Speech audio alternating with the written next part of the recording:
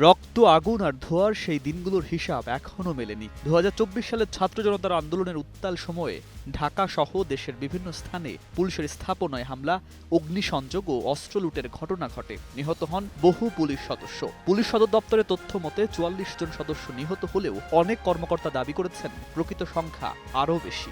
অন্তর্বর্তীকালীন সরকারের সময় তদন্তের দাবি উঠলেও তা এগোয়নি। তবে নতুন সরকার দায়িত্ব নেয়ার পর পুলিশ হত্যা ও স্থাপনায় হামলার ঘটনাগুলোর তদন্তে গ্রিন সিগন্যাল মিলেছে বলে সংশ্লিষ্ট সূত্র জানিয়েছে। এমন তথ্যই উঠে এসেছে দৈনিক দেশ রূপান্তর পত্রিকার আজকের প্রতিবেদনে।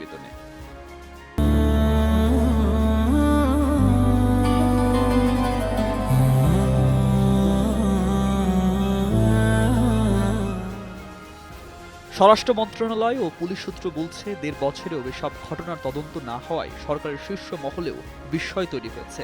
এখন পুলিশ সদর দপ্তরে বিশেষ বার্তা এসেছে, প্রতিটি ঘটনার গভীরে গিয়ে তদন্ত করতে হবে এবং মামলা রুজু করতে হবে। এক ঊর্ধ্বতন কর্মকর্তা জানিয়েছেন, পর্যাপ্ত আলামত থাকা সত্ত্বেও আগের সরকারের সহযোগিতা না থাকায় তদন্ত থমকে ছিল। তার ভাষায়, মামলা হলে অনেক রাঘব বোয়াল জড়িয়ে পড়তে পারেন। নতুন স্বরাষ্ট্রমন্ত্রীও তদন্তের আশ্বাস দিয়েছেন। কারাগার ভাঙা, বন্দি ছিনতাই ও পলাতকদের ধরতে বিশেষ অভিযান এবং ইন্টারপোলের সহায়তা নেওয়ার সিদ্ধান্ত হয়েছে বলেও জানা গেছে।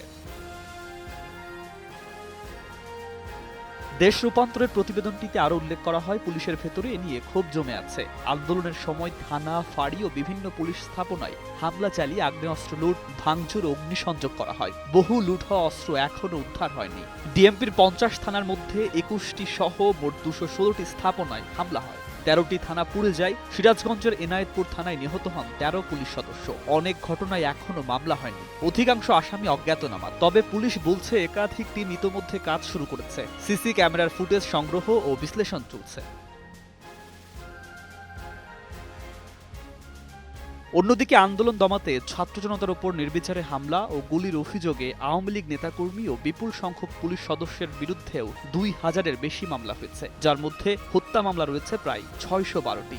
একজন পুলিশ সদস্যের বিরুদ্ধে গড়ে শতাধিক মামলা হয়েছে। ১১৬৮ জনকে আসামি করা হয়েছে। Police bureau of investigation PBI ৬৮টি আলোচিত মামলা তদন্ত করছে। আরও মামলা তদন্ত করছে সিআইডি সহ অন্যান্য ইউনিট। তদন্তকারীরা বলছেন, অনেক এজাহারের সঙ্গে ঘটনার বাস্তবতা মিল পাওয়া যাচ্ছে না, যা তাদের বিব্রত করছে।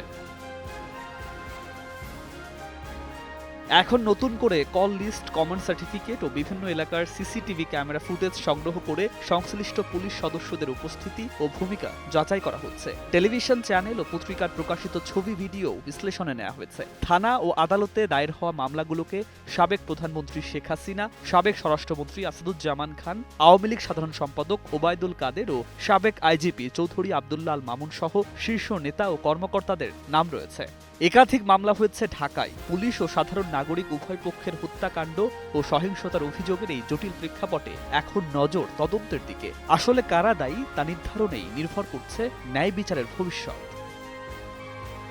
News desk, ২১ television.